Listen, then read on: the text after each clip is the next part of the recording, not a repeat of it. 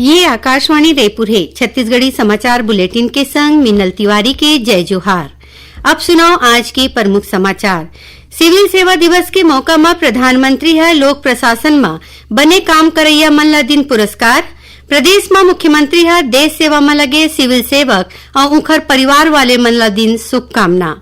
बीजापुर जिला में आज माओवादी मन कोती ले लगाए गए आईईडी के चपेट में आए सीएएफ के एक जवान शहीद। उन्हें नारायणपुर जिला के ओरछा थाना क्षेत्र ले 2 झीन माओवादी ला करे गए है गिरफ्तार। और मौसम विभाग है उत्तर और मध्य छत्तीसगढ़ और ओखर ले लगे जिला में झान चले के दे है चेतावनी। अब समाचार विस्तार ले। प्रधानमंत्री नरेंद्र मोदी है किहिन है कि पाछू 10 बछर में भारत है कतकुन महत्ता के फेर बदल देखे है। काबर की सरकार देश में चौमुखी विकास सुनिश्चित करत है। उमन बताइन कि समग्र विकास के मतलब हरे हर एक घर ला साफ पानी, हर लइका ला शिक्षा और हर गांव ला डिजिटल अर्थव्यवस्था के फायदा मिले।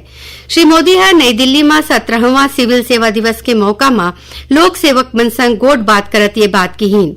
प्रधानमंत्री है देश में युवा, किसान और माई लोगन मन के सोच ला पूरा करे बर तेजी ले काम करे के जरूरत बताइन। ये बेरा में प्रधानमंत्री है लोक सेवक मन ला जिला के विकास, आकांक्षी ब्लॉक कार्यक्रम और नवाचार के श्रेणी में लोक प्रशासन में बने काम खातिर पुरस्कार दीन। प्रधानमंत्री है इनाम मिले कुछ एक लोक सेवक मन ले गोठ बात घलो करीन। मुख्यमंत्री विष्णुदेव साय है राष्ट्रीय सिविल सेवा दिवस के मौका में देश सेवा में लगे सबो सिविल सेवक और उनकर परिवार वाले मन ला शुभकामना दिन है। मुख्यमंत्री है किहिन कि ये दिन सिर्फ सिविल सेवक मन के योगदान ला सुरता करे के मौका है, भलु भविष्य के चुनौती ला आत्म मंथन और चिंतन के दिवस है। मुख्यमंत्री है किहिन की सिविल सेवक वो कड़ी है जो सरकार के योजना और जनता के अपेक्षा के बीच सेतु के काम करथे। उमन किहिन की सिविल सेवक मन के मेहनत ले ही देश और प्रदेश सुशासन के रद्दा में आगू बढ़थे। मुख्यमंत्री विष्णुदेव साय है राष्ट्रीय जनसंपर्क दिवस के मौका में प्रदेश के जम्मो जनसंपर्क अधिकारी, कर्मचारी और जन संचार क्षेत्र ले जुड़े सबो प्रतिनिधि मन ला शुभकामना दिन है। मुख्यमंत्री है किहिन कि जनसंपर्क सरकार और जनता के बीच विश्वास और गोट बात खातिर मजबूत कड़ी हवे। शासन के योजना, नीति और जनहितकारी कार्यक्रम ला लोगन तक अमराय में जनसंपर्क के महत्ता के भूमिका होथे। मुख्यमंत्री विष्णुदेव साय काली रायपुर में राखे गए की नोट एड्रेस कार्यक्रम में शामिल हुई। ये मौका में उमन नवा दौर के भाग दौड़ में पाछू छूटर भारतीयता के संस्कार विषय में अपन विचार रखीन। मुख्यमंत्री है किहिन कि छत्तीसगढ़ हर नवा शिक्षा नीति ला अपनाए हैं। ये नीति में शिक्षा के संग रोजगार और संस्कार दोनों ला प्राथमिकता देगे है। बीजापुर जिला में आज माओवादी मनकोती ले लगाए गए आईईडी के चपेट में आए सीएएफ के एक झीन जवान शहीद हो गए। खबर के मुताबिक ये घटना तोयनार ले 4 किलोमीटर दूरिया फरसेगढ़ के हवे। रोड बनाए के काम में सीएएफ के जवान मनोज पुजारी के ड्यूटी लगे रहीस। यही बेरा प्रेशर आईईडी के चपेट में आए ले उखर मौत हो गई। क्षेत्र में सुरक्षा बल के जवान मन के सर्च अभियान चलत है। वहीं नारायणपुर जिला के ओरछा थाना क्षेत्र में सुरक्षा बल 2 झीन माओवादी ला गिरफ्तार करे है। गिरफ्तार माओवादी तिरले एक कुकर बम बरामद करे गए है। ये दोनों माओवादी 24 फरवरी के गांव एडजूम के जंगल में हुए माओवादी मुठभेड़ के घटना में शामिल रहीन। गिरफ्तार माओवादी के पहचान इंद्रावती एलओएस के सक्रिय सदस्य के रूप में हुए हैं। ओती झारखंड के बोकारो जिला में आज सुरक्षा बल और माओवादी मन के बीच हुई मुठभेड़ में 8 झीन माओवादी के मारे जाए के खबर है। ये मुठभेड़ में 1 करोड़ के इनामी माओवादी घलो मारे गए हैं। सबों के शव बरामद कर ले गए हैं। छत्तीसगढ़ी समाचार बुलेटिन आप मन आकाशवाणी रायपुर ले सुनत हव। छत्तीसगढ़ के खबर ले है आपकी वास्ता और खबर के विश्वसनीयता ले है हमार वास्ता।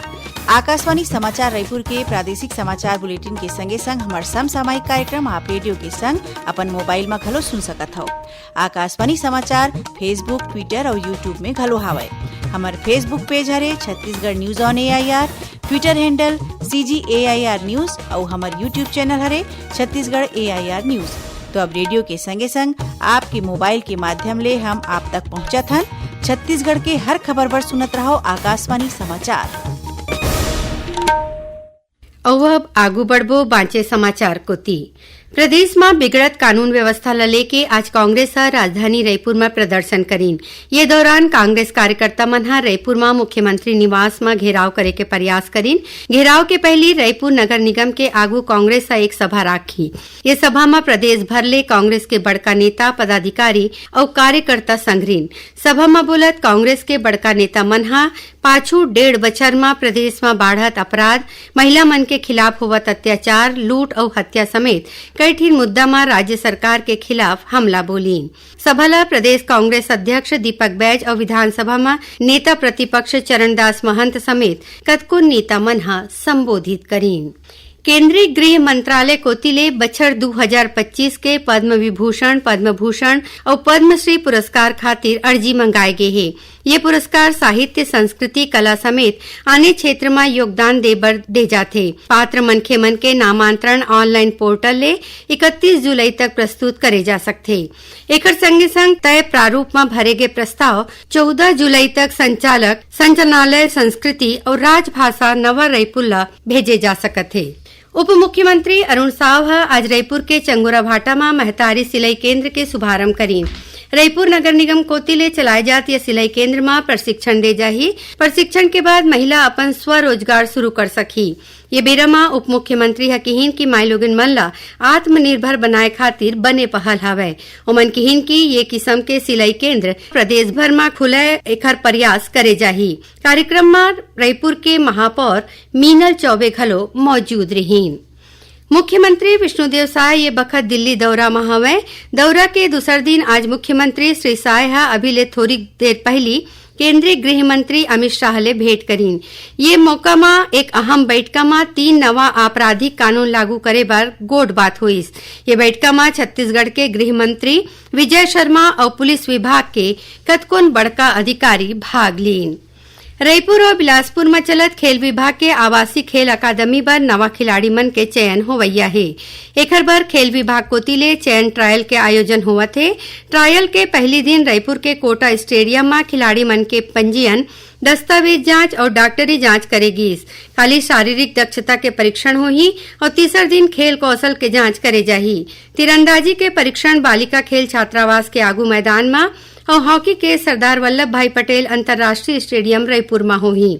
उन्हें बिलासपुर अकादमी पर चयन ट्रायल के आयोजन 29 और 30 अप्रैल के करे जाही। बाढ़त गर्मी में घलो अशासकीय स्कूल मंडहर ले निर्धारित ले ज्यादा बेरा तक स्कूल के संचालन के शिकायत के बाद जिला शिक्षा अधिकारी एक आदेश पारित करत कहिन कि पूर्व के आदेश के पालन नहीं करे के स्थिति में अशासकीय स्कूल मनु पर कार्रवाई करे जाही। विश्व श्रव्य दृश्य और मनोरंजन शिखर सम्मेलन वेब्स बर मीडिया के प्रतिनिधि मन बर पंजीकरण तीसर आखिरी दिन 21, 22, 23 अप्रैल ले फिर ले शुरू करे जाही। ये मीडिया पेशेवर फोटोग्राफर और डिजिटल कंटेंट क्रिएटर्स बर आवेदन करे और 1 ले 4 मई के मुंबई में होवैया मीडिया और मनोरंजन कार्यक्रम के हिस्सा बने के आखिरी मौका है। और अब जानन मौसम के हाल।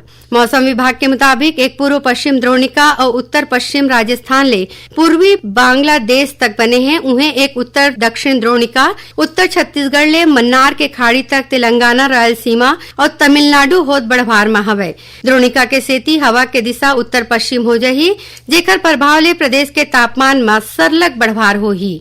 मौसम विभाग कोतिले उत्तर और मध्य छत्तीसगढ़ और ओखर ले लगे जिला में झान चले के चेतावनी देगे है। आखिर में प्रमुख समाचार एक घाव फिर। सिविल सेवा दिवस के मौका में प्रधानमंत्री लोक प्रशासन में बने काम करैया मन ला दिन पुरस्कार।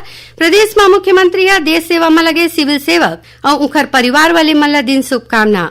बीजापुर जिला में आज माओवादी मन कोतिले लगाए गए आईईडी के चपेट में आए सीएएफ के एक जवान शहीद। उन्हें नारायणपुर जिला के ओरछा थाना क्षेत्र ले 2 जिन माओवादी ला करे गए है गिरफ्तार। और मौसम विभाग उत्तर और मध्य छत्तीसगढ़ और ओखर ले लगे जिला में झान चले के देहे चेतावनी। एकरे संग छत्तीसगढ़ी समाचार बुलेटिन यहीं से आवत है। जय जोहार।